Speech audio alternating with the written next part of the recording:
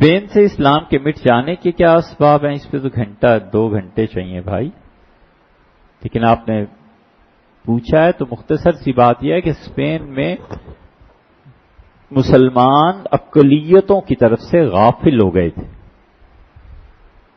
ان پہ اتنا نشہ تھا اپنی فتوحات کا، اور تھے بھی، نشہ بھی ایسے ہی ہوتا ہے، کیونکہ ان لوگوں نے، اسپین والے کبھی اپنی جگہوں سے باہر تھوڑے ہی نکلے تھے،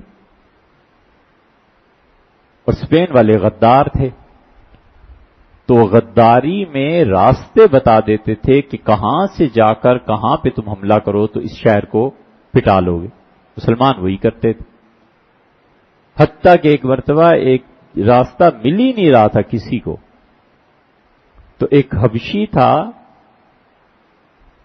سیاہ رنگ کا، وہ ٹہل رہا تھا تو اسے پانی آتا ہوا دکھائی دیا کہ پانی ایک طرف سے آ رہا ہے، چشمہ سا، اور کاریز ہے، کاریز کا مطلب اس کا جو پائپ ہے وہ لوہے کا بنا ہوا ہے، اس سے پانی، اسے پیاس لگ رہی تھی، اس نے کہا یہ پانی آتا کہاں سے، یہ بھی تو دیکھوں، اس کاریز کو کھود کے چلا گیا، ہوتے ہوتے وہ ایسی جگہ پہ اندر جا کر پہنچ گیا، باغ تھا، وہ باغ جو اس نے دیکھا تو بڑا حیران ہوا، باغ والے بھی آ گئے، انہوں نے کبھی سیاہ رنگ کا آدمی ہی نہیں دیکھا تھا، تو چیخنے لگے، فوج آ گئی، سب آ گئے، سب حیران، آخر ڈرتے ڈرتے اس کے قریب گئے، اس سے پوچھا انسان ہو؟ اب وہ کیا جواب دے، ایک دوسرے کی زبان بھی، ہر نے ہمت کر کے پکڑ ہی لیا کہ کیا چیز ہے، کالا بھی کوئی انسان ہوتا ہے، گوروں نے کالے دیکھے نہیں تھے، تو اسے لے گئے، پھر اسے چھوڑ دیا، وہ آیا اور فوج پوری لے گیا، تو وہاں کے لوگوں کی غداریاں تھیں، اس کے ساتھ ساتھ دوسرے اسپین کو مسلمانوں کو اس لیے چھوڑنا پڑا کہ مسلمانوں نے اقلیتوں کی طرف کبھی توجہ ہی نہیں دی کہ یہ کیا چیز ہے، 5% عیسائی ہیں تو کیا کر لیں گے، 50-60% غالب اکثریت ہے تو ہمارا کیا بگاڑ لے گی، ہم غالب ہیں، ہم ایسے ہیں، اقلیتوں نے جڑ کھود دی۔ اس لیے کسی بھی مملکت میں جب کسی طبقے سے لوگ غافل ہو جاتے ہیں حکمران، تو وہی طبقہ غالب آ جایا کرتا ہے، یہودیوں نے نکال دیا۔ ایک سبب یہ بھی تھا کہ مسلمانوں میں غیر معمولی جذباتیت تھی، یہ جذبات جب کسی انسان کی عقل پہ غالب آتے ہیں نا تو ضرور نقصان ہو جاتا ہے۔ برٹنیکا دیکھیے گا، اس نے جن چیزوں کو لکھا ہے اس میں سے ایک چیز یہ تھی کہ یہودیوں نے ایک منصوبہ بنایا، انہوں نے کہا مسلمانوں کو سب سے زیادہ جس چیز پہ چڑ ہے وہ ہے کیا؟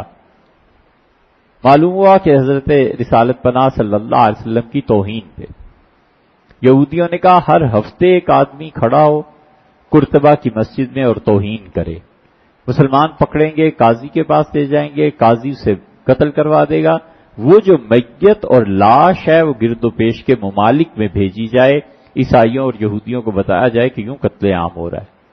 یہی حرکت انہوں نے کی، اس سازش کو لوگ سمجھ نہیں سکے، نتیجہ اس کا یہ نکلا کہ حضرت رسالت پناہ صلی اللہ علیہ وسلم کے معاملے میں جذباتیت سے کام لینے کی وجہ سے اس اقلیت نے اکثریت کو اجاڑ دی۔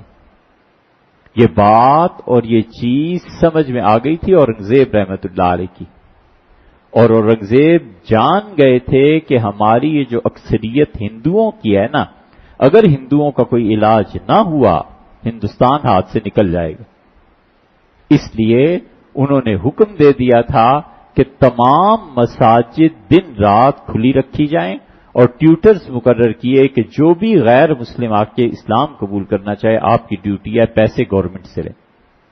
سرکاری تبلیغ قائم ہو گئی تھی، ہندو آتے تھے، پوچھتے تھے، مسلمان ہوتے تھے، نہیں ہوتے تھے، جیسے معاشرے میں ایک روٹین ہوتی ہے ایسے ہی ہوتا تھا، لیکن اورنگزیب رحمت اللہ علیہ سمجھ گئے تھے کہ ہم نے جو ہندوؤں پہ کام نہیں نہ کیا اور دعوت کے راستے ان پہ بند کیے رکھے ہیں، یہ ہماری تباہی کس دن بن جائے گی، اور وہ ہو بھی گیا۔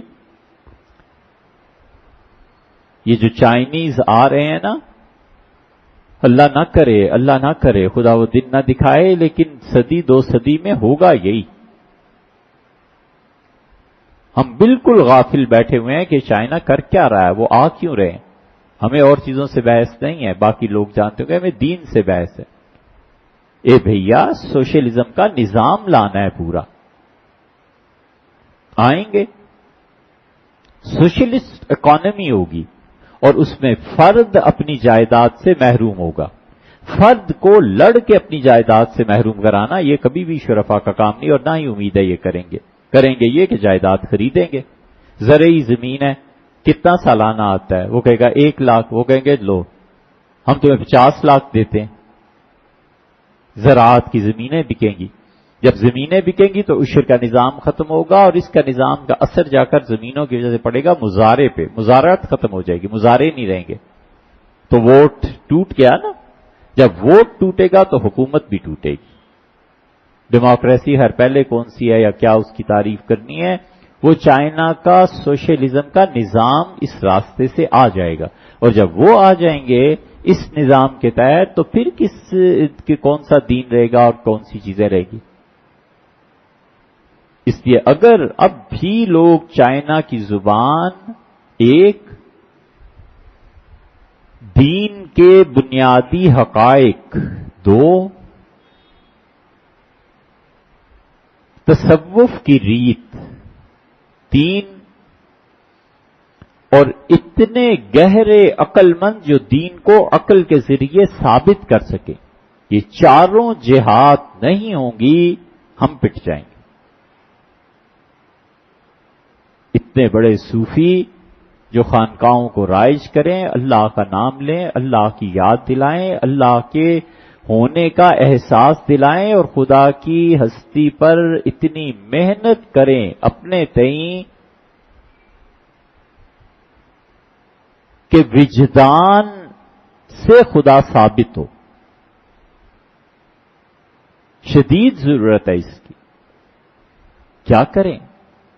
ٹیلنٹ نہیں آتا اس طرف، ذہین آدمی نہیں آتا، نہ دین کی طرف آتا ہے نہ تصوف کی طرف آتا ہے. وہ صوفی جس میں اتنی ہمت ہو کہ 8 گھنٹے بیٹھ کے وہ مراقبہ کر سکے، 6 گھنٹے بیٹھ کے ذکر کر سکے، جم کے پڑھ سکے، لوگ آتے ہی نہیں. اسی لیے خانقاہیں اجڑ گئے. اور اس دین کو عقل سے ثابت کرنا، فلسفہ، کلام، منطق، میتھمیٹکس، جیومیٹری، یہ سارے علوم ایسے ہیں کسی حد تک موسیقی. ہمیں اب کیا کہنا ہے؟ جو بھی لگائیں گے فتوی، اب ہم خود ہی فتویٰ دے دیا کرتے ہیں. تو اس لیے یہ جتنے علوم ہیں نا، عقلی علوم، جب تک ان پہ دسترس نہیں ہوگی آنے والا زمانہ ہمارے ہاتھ میں تھوڑا ہی رہے گا. یہ ایران کا جو انقلاب آیا ہے، خمینی صاحب نے 10 سال تہران یونیورسٹی میں پڑھایا تھا، اور پڑھایا کس کو تھا؟ ابن عربی رحمۃ اللہ علیہ. علامہ اقبال کو آپ کیا سمجھتے ہیں؟ علامہ اقبال نے لندن کالج میں 6 مہینے عربی پڑھائی ہے. لندن کالج والے ایسی غیرے کو تھوڑے ہی لے لیتے. علامہ نے ایک خط میں کسی کو لکھا ہے 15 سال تک مسلسل قرآن پڑھتا رہا ہوں. اب عمر زیادہ ہو گئی ہے، یعنی مطلب یہ کہ اتنی کثرت سے تو اب نہیں پڑھ سکتا. اور پھر لکھا ہے کہ قرآن کریم کی ایک ایک آیت پر میں نے ہفتوں ڈیرے ڈالے ہیں کہ اللہ نے کیا کہا ہے. اور بعض آیات ایسی ہیں جن کو سمجھنے میں میری پچھلی بقیہ ساری زندگی گزر گئی ہے، اب تک نہیں سمجھ میں آتی. یہ لوگ معمولی تھوڑے ہی تھے، دماغ تھا نا.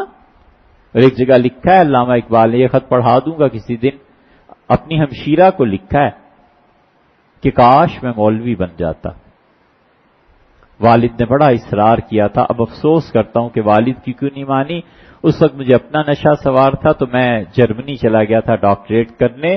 کاش میں مولوی بن جاتا تو وہ علوم جو علماء پڑھتے ہیں کاش میں ان سے براہ راست استفادہ کرتا. وقت آپ کا زیادہ ہو رہا ہے.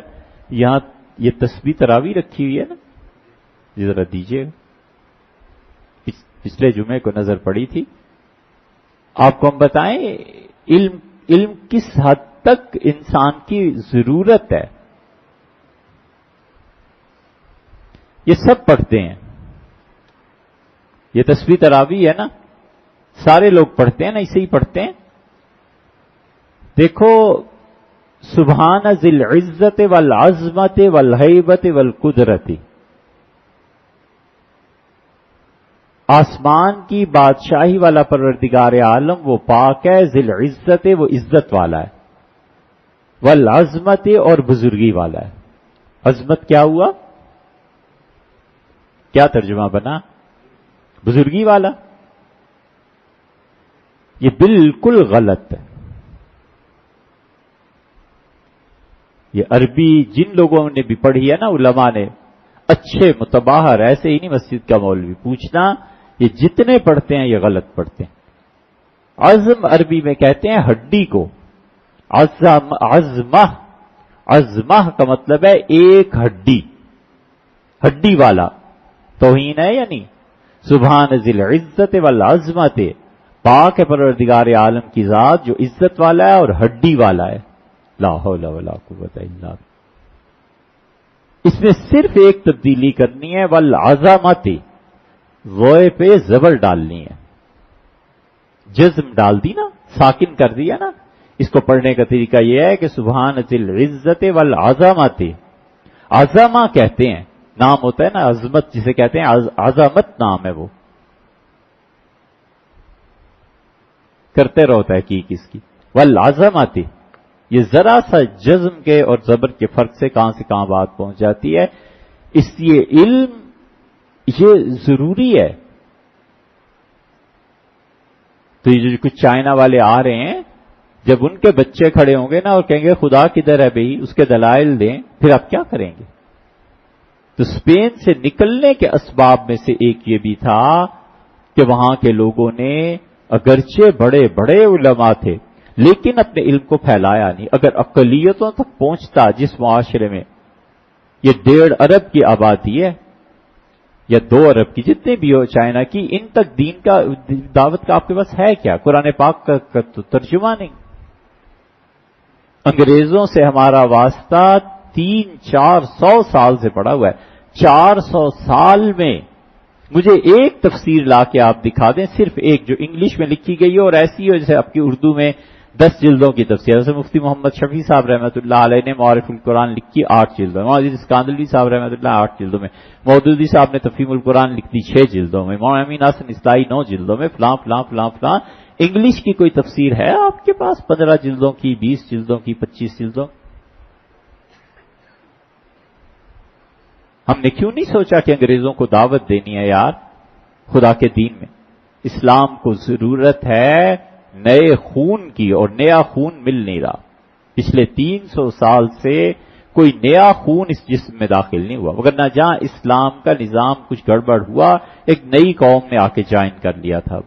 یہ اب نئی قوم آئی ہے جوائن کرنے کو، لیکن افسوس ہے کہ ہم کبھی سوچتے نہیں ہیں کہ ان کو دعوت کیسے دینی ہے، دین کو عقل کے ذریعے کیسے سمجھانا ہے. یہ ہماری ڈیوٹی ہے، کرنا چاہیے.